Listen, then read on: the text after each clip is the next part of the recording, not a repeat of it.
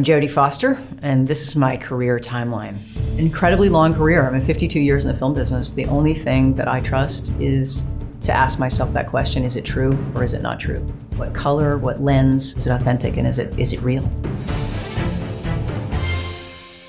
Be a pale face, use copper tone.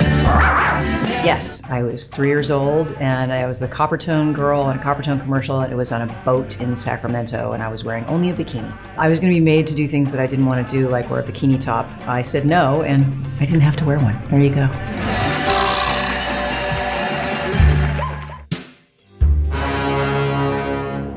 Napoleon and Samantha, that I guess was my second movie, and it was with a lion. How did I become involved? I don't know. I guess I went on an audition and then they cast me. I think that's all I remember. It was Oregon. It was really hot, and during the course of the movie, I was mauled by the lion, one of the lions. He picked me up by my hip, shook me around. The trainer eventually said, "Drop it," and he dropped me, and I went falling down a hill. That was the big experience from that movie. That boy, Mage. You really showed him.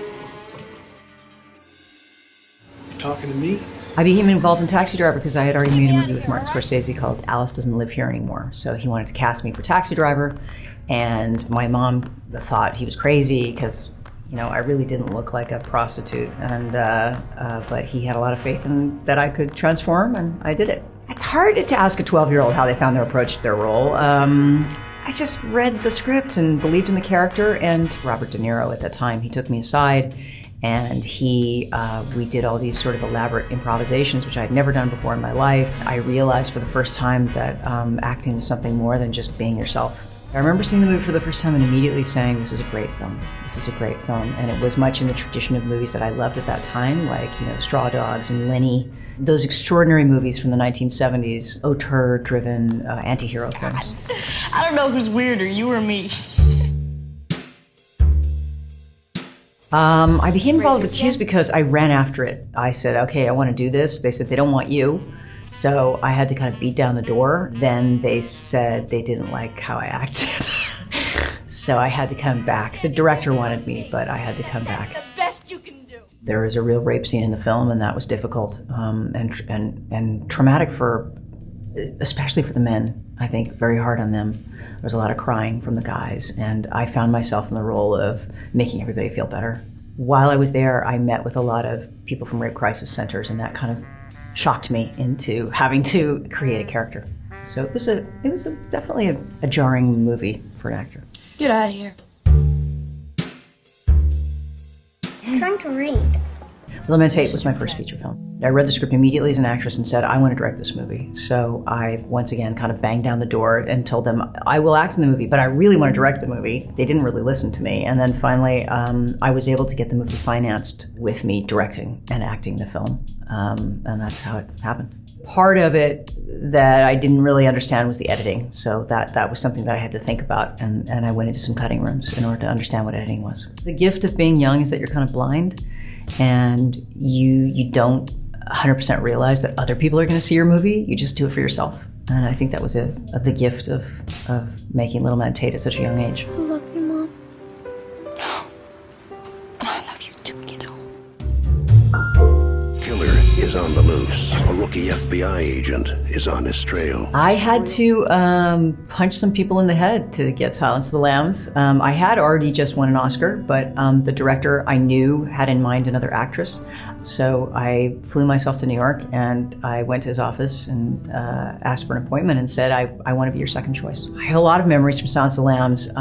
Of course, it's the scenes with Lecter that are the most broiled into my memory. Anthony Hopkins we were cordoned off from each other because he was always behind bars or behind a plexiglass and I was on the other side. And because the scenes were so long, sometimes they were 8-10 pages, we would do his side one day and my side the other day. A lot of the work that we did was directly to camera, so sometimes I just wouldn't see him all day. I would be looking at the camera and doing all of my lines to camera, but he would be some voice off in the distance, and vice versa. So it was a strange thing that all those scenes feel so intimate, and yet we couldn't see each other. Never forget what he is. But he's a monster. I became involved with Nell as a producer. The other producer, Renee Missel, and myself brought on a writer and developed the screenplay over many years. We really were in the Smoky Mountains, far from everything. We were an hour and 45 minutes from any kind of town, dry county, just a bunch of cabins, no restaurants, and we were there for months, 6 months of living in the woods. It's like no other experience I've ever had. I learned so much from making Nell, and I don't know that it's the favorite, everybody's favorite movie that I made, but I feel like for me it's my favorite performance. That's something that I'd never played before, and that's something that I am not. So I'm very proud of that performance, of the emotions of the character being more than just language.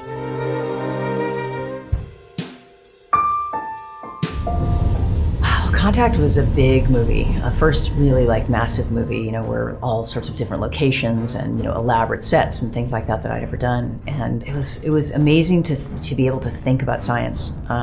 Carl Sagan was there.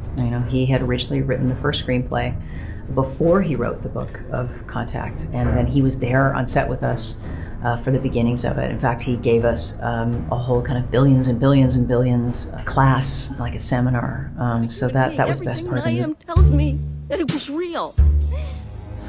Oh, I got involved with Panic Room because I got a desperate call from the first AD who said, "Oh my God, Nicole Kidman's knee is a problem. I think you need to come in and play the part of Panic Room." And then very quickly after that, I got a call from David Fincher. Isn't that crazy that that's how that happened? David Fincher is the most technically proficient and detail-oriented director I think any of us have ever met in our lives and will ever meet. And it was the longest shoot of my life. There was something that I really liked about the idea of a woman who was just recently divorced, and she has never lived alone, really. She's been, she went from her mom's house to being dependent on a very rich man. There was something about that, like a woman who was finding herself, who had been lost completely and who had no voice, and who suddenly finds the strength of character to become a hero through the course of the movie.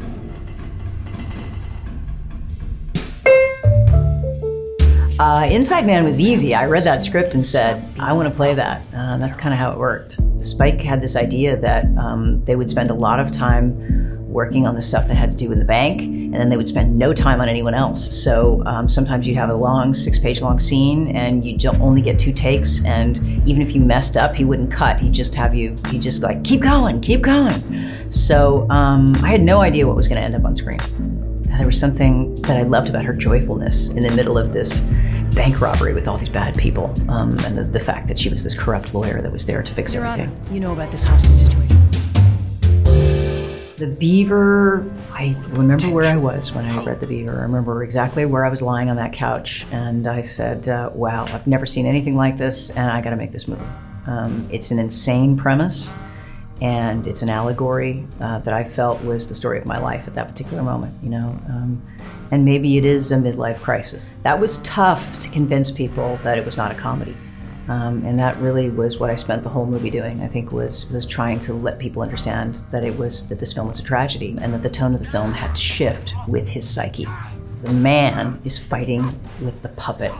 He's fighting with himself. And for me, that's just, the strongest moment in the movie. That's standing behind the monitor and watching that. I felt like I was so moved that I understood that the film was working.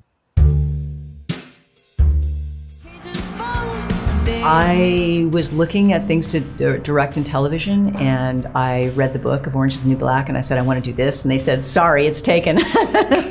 So I spent a little bit of time banging on Genji's door to try to be able to do the pilot, and they didn't let me do the pilot. And then eventually I came around and said, okay, well, I'll just do an episode on the show because I love the book so much. I was really happy and proud that they gave me the episode that had to do with Laverne Cox's character, her transition from being a fireman to being a woman and a prison inmate. I love dramedy. I love tragic comedy. The best thing that tragic comedy can be is a way of having us understand our suffering and our moments of suffering in a way that really makes fun of ourselves. And I love kind of combining those two things. Pay close attention to your stool. I don't think I could miss it. Sarah will be part of our trial period. I was having lunch with Cindy Holland, who's the head of Netflix, and bemoaning the industry and how the feature business was annoying. And I said, you know, I want to make features on streaming. And she said, I think I've got something for you. My approach to directing that episode was unlike many of the Black Mirrors. I wanted it to be completely and totally grounded in now, grounded in reality, so that the science fiction of it felt like it's only 5 minutes from now. If you look at something like USS Callister, that's about like sort of Star Trek world, a nod to sort of design and futurism, which I didn't really want the Archangel episode to have. It's completely safe. You know why they call him Everest? I came to Hotel Artemis because I read the script in a mysterious way. And I tracked it down once again by beating people over the head and said, I want to play this character. And they hadn't even released the script yet. So I knew the producer, and he said, okay, well, when we finally release the script, we'll consider you. I loved working with Drew Pearce, first-time director, who I felt had a full vision of the film. And his full vision of the film is articulated in every ounce of the movie. I loved playing a character that was just raw and real and a total transformation. It's just a way that you normally would never see me and would have never thought about me. And there's something that comes from that physicality of the character of, you know, the yellow teeth and the fat pad and the gray hair and, you know, all those wrinkles, the way she walked, that allowed me to have a kind of transformation that I wouldn't have been able to have without the physicality of it.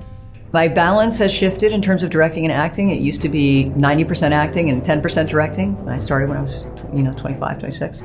And now I think that's going to be shifted to the opposite. So I will be mostly directing, and every once in a while I'll act in something. And that feels right to me now. I guess the theme is that when I really live something, I smack people in the head in order to get it. I guess that must be my theme.